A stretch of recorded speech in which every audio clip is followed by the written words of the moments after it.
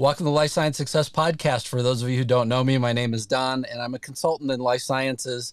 And I help companies overall streamline their broken processes and take out inefficiencies that really help to focus the companies and make them more profitable. So with that, let me welcome our guest today. Our guest is Rahul Kakkar. Rahul is a distinguished biotech executive and physician scientist, and I'm very excited to talk with him today about his journey as well as Tome Biosciences. So thanks a lot for being here. Oh, Don, thank you. It's a pleasure. Yeah, thanks a lot. And would you just mind taking a moment and sharing with the audience just a little bit about yourself and, sort of your, I kind of call this like the journey to Spider-Man, right? So it's kind of like, what is it that led you to biosciences? But then secondly, what is it that really sort of bit you and made you want to be an entrepreneur in life sciences as well?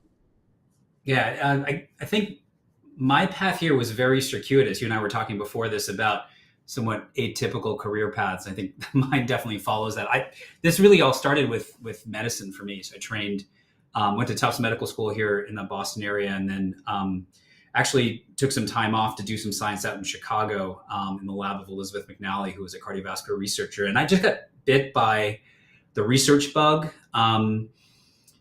Came back to Boston to train in the Harvard Hospital System, Brigham and Women's Hospital, and Mass General in general medicine and cardiovascular disease, and did a second stint in the lab. And towards the end of that training period, something just didn't feel right. I mean, I loved my PI, Rich Lee. He was phenomenal.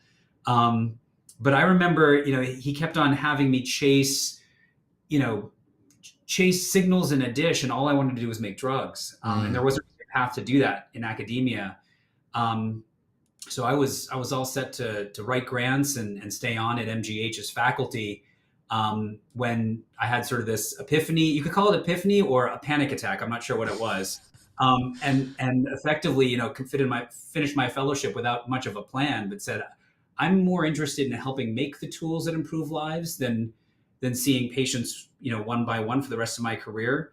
I remember my parents being like, you were offered a job at MGH and you said no.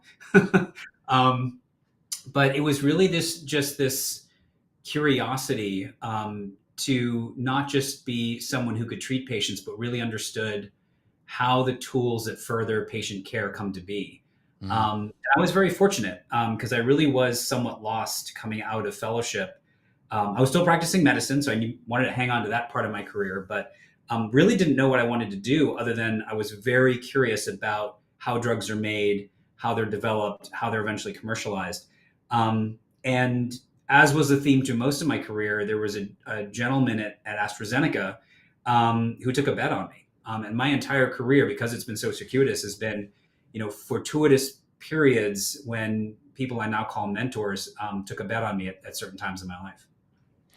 I love the connection because I feel like networks and are the people that are in our networks really are multipliers for us as well, right? I mean, they're people that can watch out for us. They're people that can help guide us. They're people that can, also educate us in terms of, hey, have you ever considered this whenever you haven't? So I definitely think that those additions in our just connection to each other, really help us as well. I've had individuals who have been quite supportive, and I have had individuals who've been less than supportive of me in my career, and I've learned something from every one of them. I think it's been very interesting. I think your point about networks, we always talk about, like you said, multipliers or people who mentor us or further our career. I've learned just as much from people who gave me some pretty tough feedback and were not supportive along the way as well. I guess it's just how you see it. Yeah, I completely agree. And then so you mentioned AstraZeneca a second ago. You were in the innovations unit at AstraZeneca. Did that help to spark your interest in terms of where you wound up as well in entrepreneurship, or did it, I guess did it help to land you where you currently are? 100% in a way that is probably obvious, in a way that's less than obvious, kind of paralleling the conversation we just had. I was hired by a gentleman who I like to say saved me from academia, Don Frail, who's building this new unit at AstraZeneca, which was a drug repurposing unit, which specifically means taking molecules within the portfolio that may be designed for a certain disease indication and thinking about other uses outside of the vertical in which they're being developed. And so I joined, not that I ever thought I would go to big pharma by any means, but because it seemed like an incredibly fertile intellectual kind of playground to have a certain budget as a group and really have access to the entire AstraZeneca portfolio. And I think that idea of really finding the best use case for an asset or a technology where it can do the most good in human medicine, I guess you would call that entrepreneurial, but I think that's the sort of obvious use case. I think, or the obvious way I was pushed in that direction. And fundamentally, the first company, Corvidia Therapeutics, came out of that thought process. But I'll also say that some of the political complexity of a very large organization, colloquially called red tape, but it really is politics pure and simple. Power dynamics, personalities you have to deal with, entrenched culture you have to deal with, also sparked, I guess, what you would call an entrepreneurial bent, because I hated it. I hated all of it. And fundamentally, it was getting in the way of developing a molecule in a direction that I was very passionate about, which became Corvidia Therapeutics. I think had there not been those headwinds within AstraZeneca, Corvidia probably never would have happened. And maybe that's, again, an example of where a negative can be turned to a positive. Yeah, and I mean, after having been with several large companies myself, I mean, I'm very familiar sort of with the politics end of it. And I guess the one question I would have with you then is, in your entrepreneurial journey, right? So you're building companies yourself. Do you ever watch out for those same sort of signals that, hey, look, hang on, it feels a little bit too much like we're building this thing that essentially is going to be a very top-down organization, or one that has too much bureaucracy in it, which is frankly normally what you tie to a lot of these larger corporations. Do you ever see that in the things that you've built, and then just say, hey, look, I think there's time for a culture adjustment, or a real opportunity for the organization to have another look?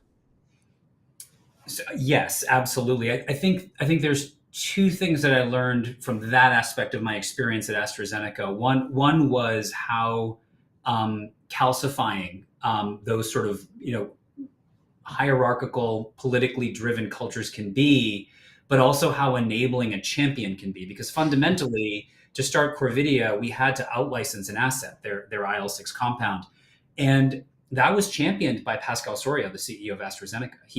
He and I got to know each other when I was managing the Moderna collaboration at the time. He liked the science we were pursuing within Don Frail's group.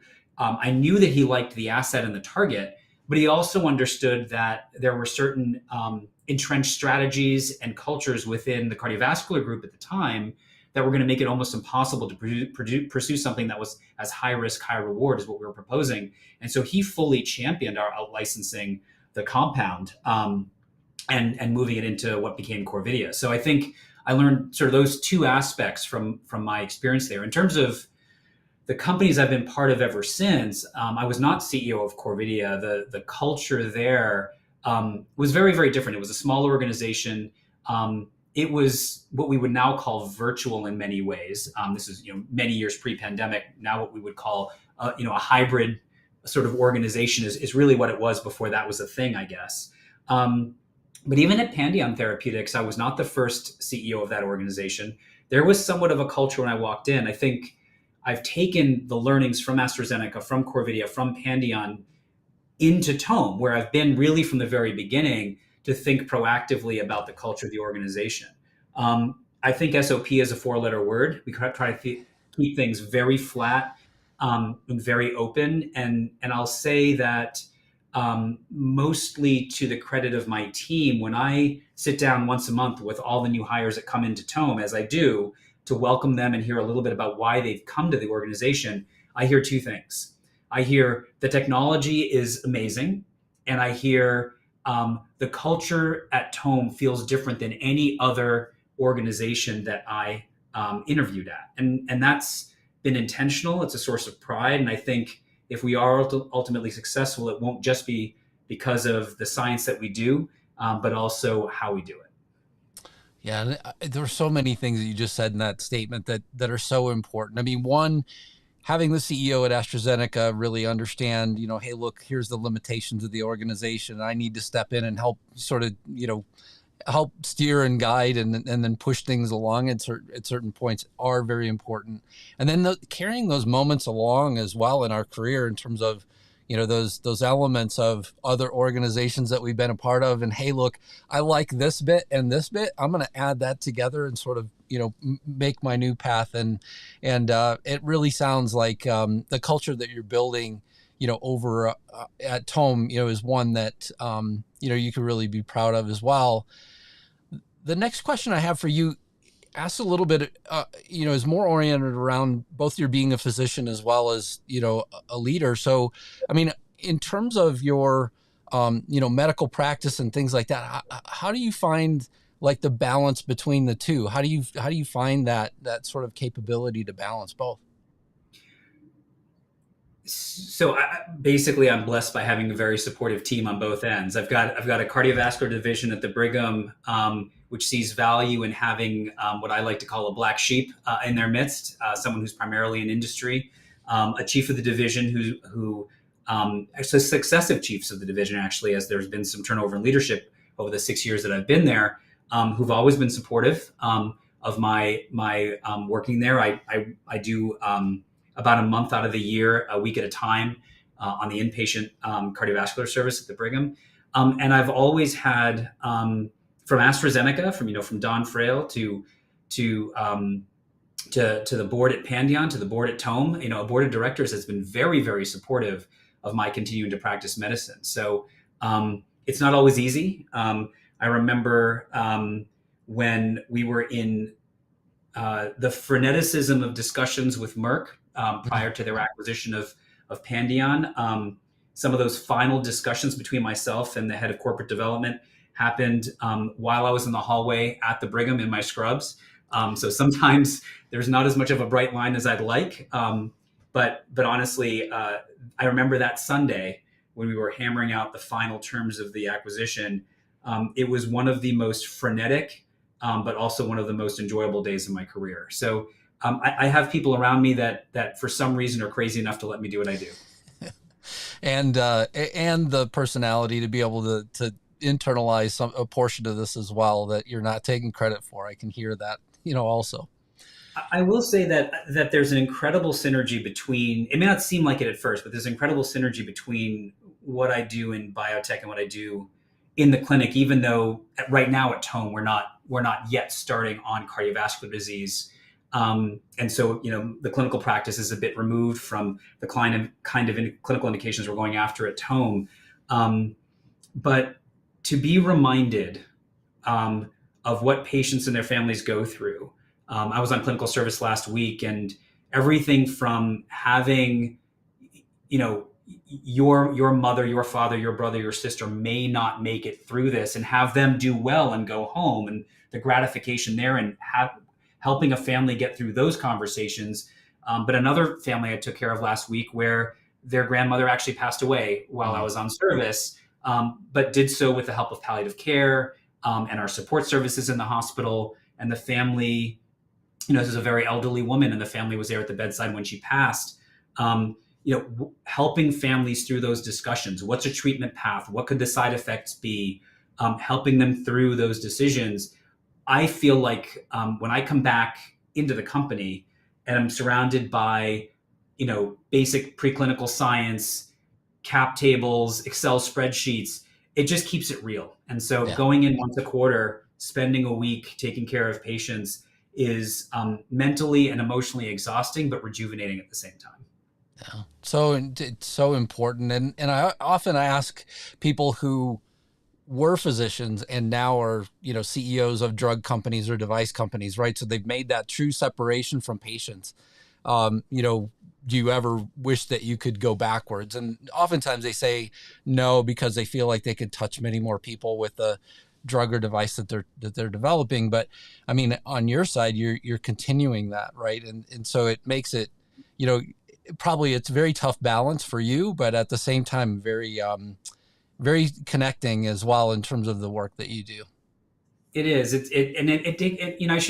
I shouldn't underplay. It's not just support of my board and the chief of the division. It's also support of my family. My kids don't see me for that week. I work through the weekend, so I have to give a shout out to my three daughters as well for supporting me as I do the work. But I think that we have a gentleman here we hired as our head of clinical strategy, who was thinking about going back to practice again. And I told him, absolutely, you should do it. And we fully support him. He actually now practices again, and I'm very proud of him for doing that. When it was funny, when I was in my late 30s and I was just entering biotech, I said, well, when I hit 40, if my biotech career is doing well, maybe I'll drop the medicine. And here I am a decade later, and I can't imagine ever doing it any other way. But it does take a lot of patience and understanding from many people around me. So I'm very grateful for that. Yeah, absolutely. So let's talk a little bit about Tome and what it is that you're focusing in on, and where do you currently stand? So, just to back up, the company was started in the summer of 2021. Sort of in the first quarter of 2021, I came in towards the end of the summer of 2021 before our first fundraise came together. I had never worked in gene and cell therapy before. First company was cardiovascular. The second one was autoimmune. Both were biologics-based companies. And in the summer of 2021, after the acquisition of Pandion by Merck, I think I went under CDA with somewhere between 18 to 19 companies. There was a lot of different companies that I was being presented with, people in my network, recruiters, venture firms that I had formed relationships with. And I wasn't seriously looking at, cell and gene therapies, because my history is really someone who's worked in and developed drugs in larger diseases. And by and large, gene editing companies have been rare disease companies. Not to downplay the incredible importance and the incredible amount of burden that those diseases impose on families and the importance of those diseases. It just hasn't been a place where I've really focused my career. But when I read the foundational paper out of MIT, which formed the basis of Tome, there was that moment of, how could I possibly do anything else with my career from here? Because the technology wasn't just a cool piece of tech. It suggested a path forward to bring genome editing to a very mature drug development pipeline, or platform, I should say. When I think about our industry writ large, I think of three horizons. I think about the advent of synthetic chemistry, late 1800s into the majority of the 20th century, forming the backbone of many of the large pharmaceutical companies we know of today, and underlie the pills that, at least at my age, I certainly take. Then we had the advent of biologics, recombinant proteins, fully human antibody therapeutics, gave rise to companies like Genentech, Amgen, MedImmune, eventually acquired by AstraZeneca, Regeneron. And I think we're in sort of the heyday of the third horizon, which is really nucleotide-based therapeutics, whether it's Moderna's and BioNTech's vaccines, or whether it's siRNAs from Alnylam, or ASOs from Ionis. But I think the next horizon will be DNA editing.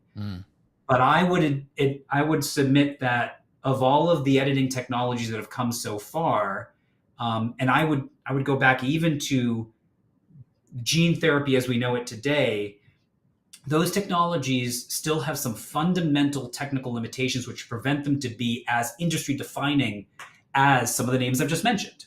The Alnylams of the world, the Modernas of the world, the Regenerons of the world. And when I read the paper that underlies Tome, I stepped back and said, this solves effectively all of the technical limitations we have except for delivery. And this is not a delivery company, we're a DNA editing company. And so for me, it was how could I not jump back into being an operator, and bring everything, to your point, everything that I've learned about culture and how to bring out the best in people, Mm. um, ideas and philosophies that people use with me to bring the best out of me, bring that with cutting edge technology to really create an industry defining company. Because when you're dealing with a technology that is ostensibly going to create some of the most complex drug products our industry has ever envisioned. I mean, this is genetic surgery. Um, this is the equivalent of landing something on another planet. You need complex organization, multiple different teams with multiple different expertise, with different cultures of their own because they come from different backgrounds, all working in a way that's harmonious. We're not going to do this developing drugs in a traditional way or with traditional cultures.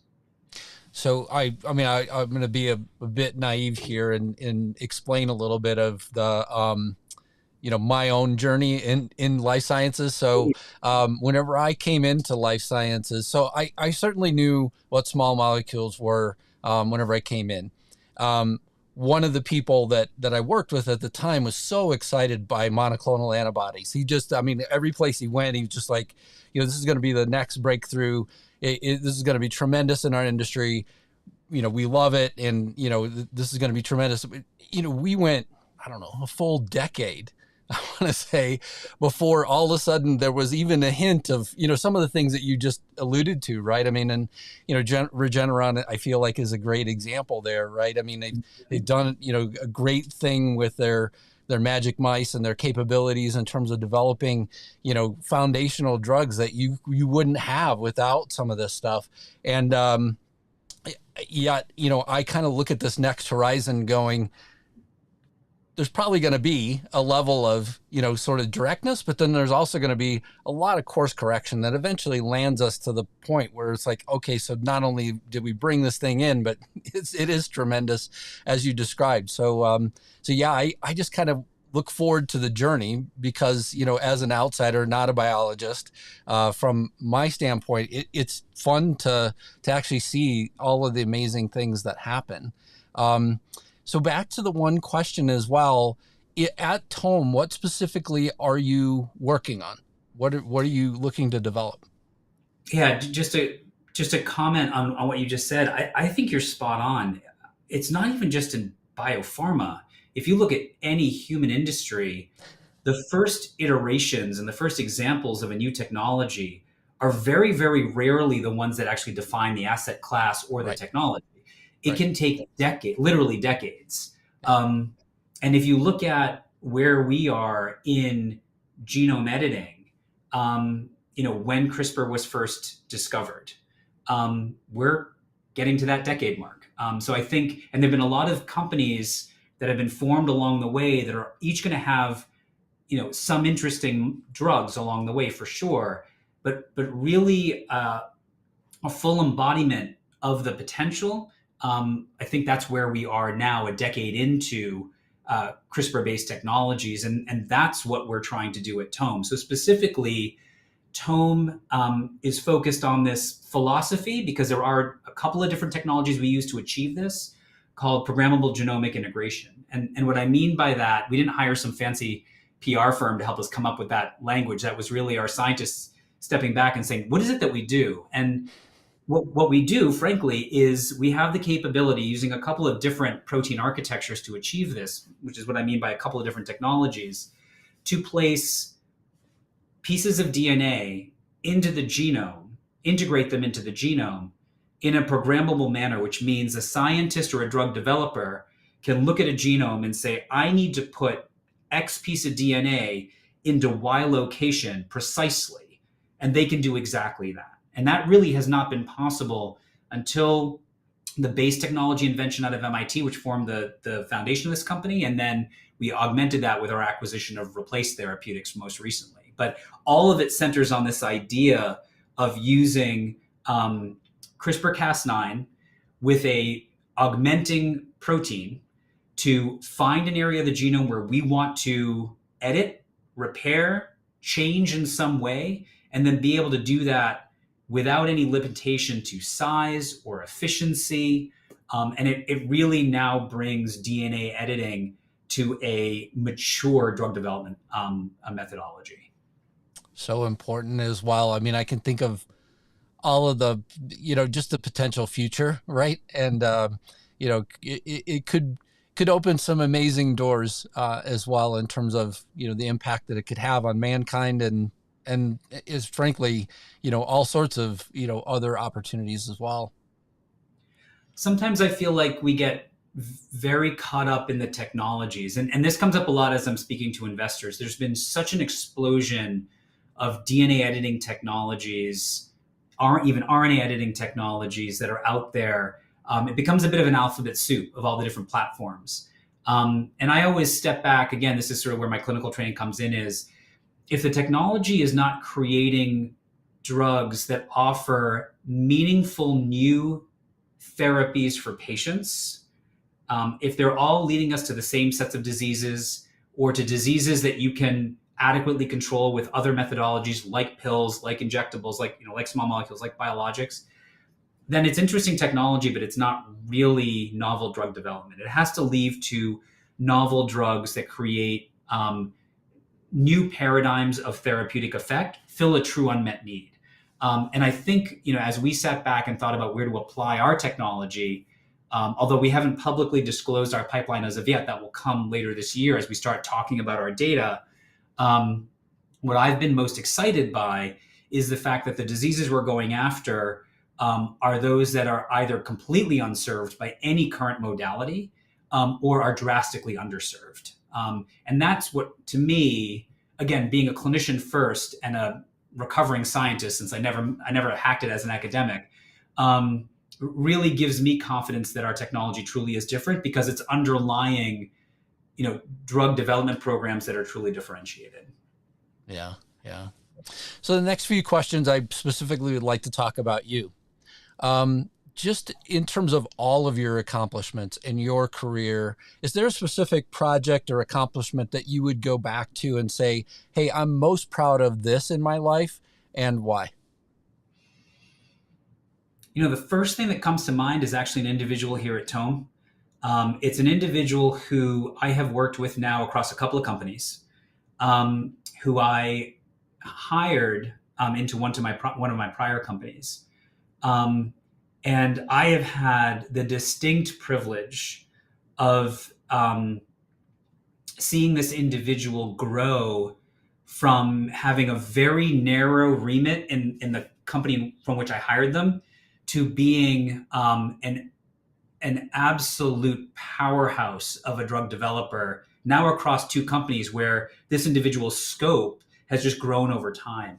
And so it's not any one individual drug. I mean, I could certainly talk about the drug at Corvidia and how it's now in phase 3. And if it reads out positive in a couple of years, it will save hundreds of thousands of lives. And of course, I would be proud of that. That's right. That's the dream come true for a physician scientist drug developer. But interesting, the first thing that came to mind when you asked me that question was this individual, and how I've seen this person's capability, effectiveness, the way this person inspires the people around them, really grow over time. And to have been part of that person's journey now over half a decade, I think has been one of the things I'm most proud of. And I would hope that some of the people like Don, like Michael Davidson, like Pascal Sorio, and Alan Crane, Dan Lynch, people who stepped into my career at pivotal times and helped guide me in a certain way, feel the same sense of pride in me. But that's the kind of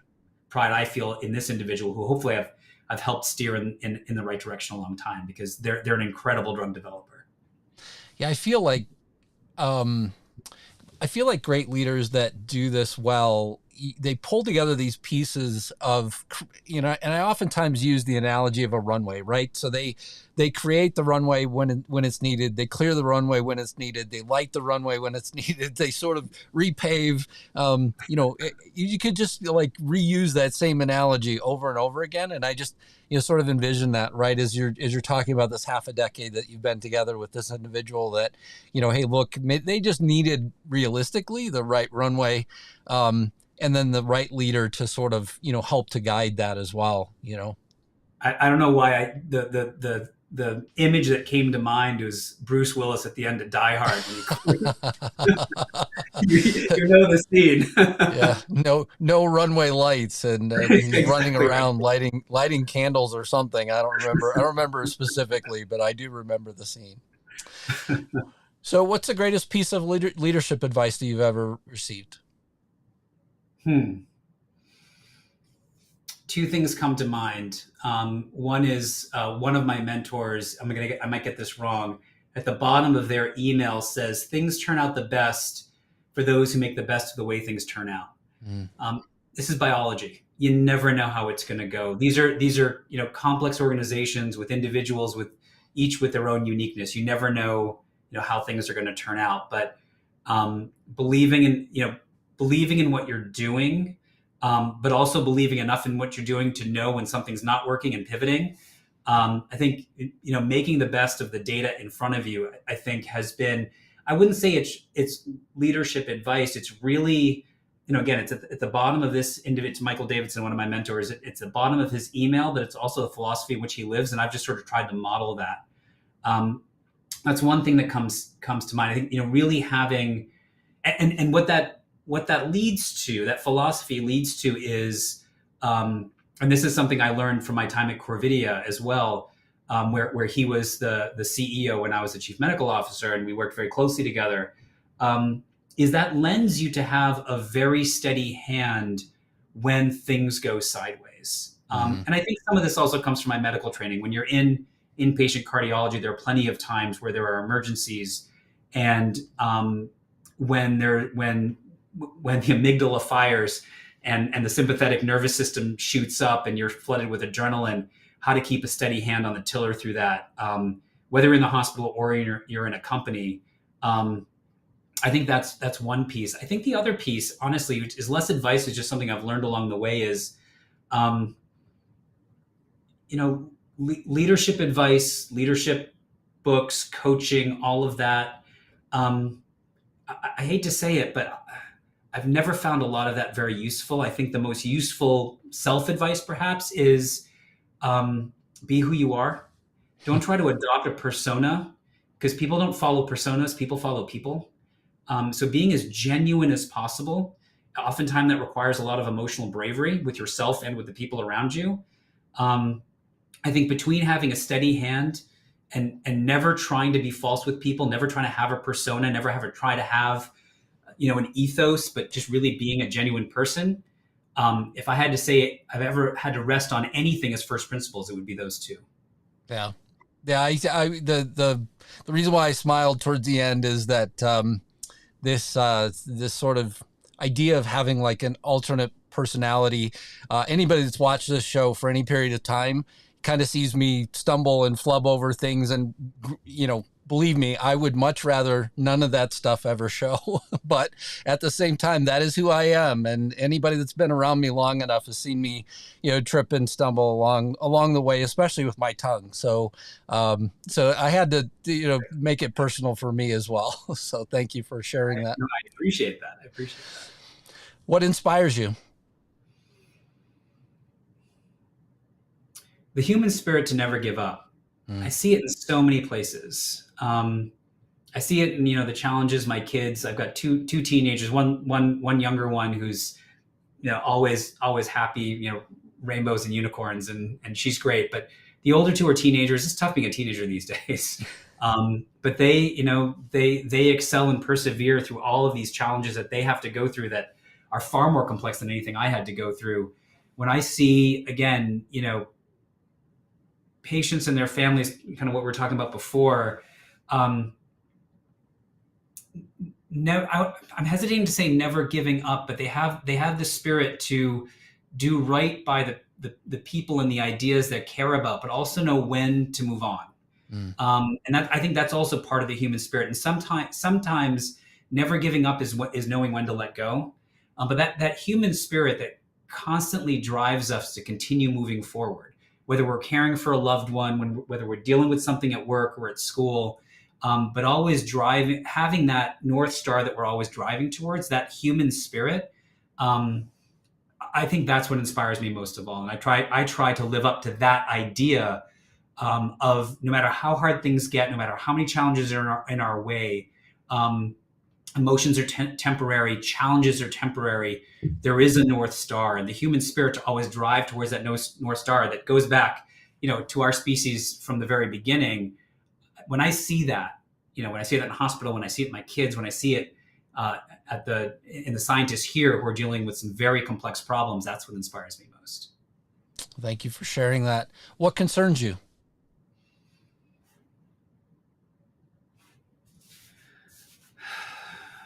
I think that we are coming to an era of incredibly complex medicines that can have profound effects on how we live our lives. I mean, some of the cell therapies that we see others pursuing, that we're pursuing as well, the gene therapies that we're developing, we're using the word cure. And that is not a term that I used when I trained in medicine back at the end of the aughts and into the early 2010s. It's not a word we used even when I entered AstraZeneca in 2011. But it's a word that we use routinely here at Tome because everything we do is going after, if not durable disease control, outright cure.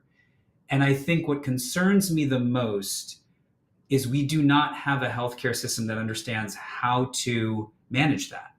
It's a completely different paradigm of commercialization, payment and reimbursement, how to introduce those concepts to patients, the risk reward and doctors, PBMs and insurance companies. We have an incredibly complex, but in many ways legacy healthcare system in the US and across the world, unless you are a nascent country building it from the ground up, like they have in the Middle East, for instance. And I think what concerns me is that, and I had this direct conversation with an investor recently, the science is in many ways moving faster than the systems that would support them. And I don't think we're going to fumble through that as a society. And I think that concerns me because I think there are some medicines and therefore patients that might get left behind along the way. Yeah, I think to the last part of your statement, right? The timing. So one of the things that I said many times on this show was that I was really hopeful watching the timing of the vaccine for COVID, that, hey, look, we now could potentially have a different, a more accelerated, altered timeline, because maybe through this pandemic we would have learned something, that then could be carried forward. I'm not exactly sure. I mean, I don't do a lot on the drug approval side. I'm not exactly sure that lesson was learned, but because as an outsider, again, it appears that, a lot of what was there still exists, and that, more or less we still have a lot of the same issues. The advantages, right, I could clearly see being, that, hey, maybe more people get benefited by the drugs that are coming out, to not use your cured analogy again. But the the other opportunity really is, hey, maybe we through this could then find some of the things that cause us to falter faster as well, right? So I mean, I know that the science of testing and providing safety and things like that is not something that I would, definitely want to see anybody, forego. But at the same time, maybe given some of the new technologies that we have and things like that, there is a reason to go back and look at the way that we currently approve things. I don't know. It's just a sideliner's philosophy here on the podcast. But anyway, so last question: what excites you? I think, very much along the lines of what we were just talking about, ushering in an era of medicine where we're truly allowing people to live not just better lives, because most of medicine to date, when you're talking about, again, as we go back before, small molecules, biologics, siRNAs, ASOs, they're all about disease control. They don't often extend life, but they do improve quality of life most of the time. And in cardiology, right, we're always talking about extending life in our outcome trials. But by and large, drugs that extend life are far less um, common than drugs which control disease so we can live better lives. And that's laudable. That's the basis of our industry so far. But I think with the ability to fundamentally, recode cells, if they're broken out of the gate, as it were, from birth, and to fix that, we talk here about curing children before they ever knew they were sick, or it's designing very advanced cell therapies that can truly suppress diseases in adults and larger populations to the point where effectively you could call it cured. We're entering an era where we are using biology not just to control disease, but to push it so far below the threshold of detection that we actually extend our lifespan. Mm-hmm. I think that moving into that era, I think, is what excites me. And as I think about, I thought about this as I was deciding whether to come to Tome or not. If the 20th century was really a period where we controlled infectious diseases, right? Cured infectious diseases, and created, a panoply of drugs to control chronic disease. Would the 21st century be the era in which we truly start curing those diseases? And to just be, for whatever time on earth that I am, a small cog in that machine that drives our species in that direction, can't think of a better thing to do with my life. So exciting as well. Well, Dr. Rahul Kakkar, thank you so much for being on the Life Science Success podcast. I greatly appreciate you being here and for telling us all about Tome and the great things that you're working on. And I wish you all the success in the future. It's a great journey to get to hear about. My humble thanks, Don. I really enjoyed it. Thanks so much.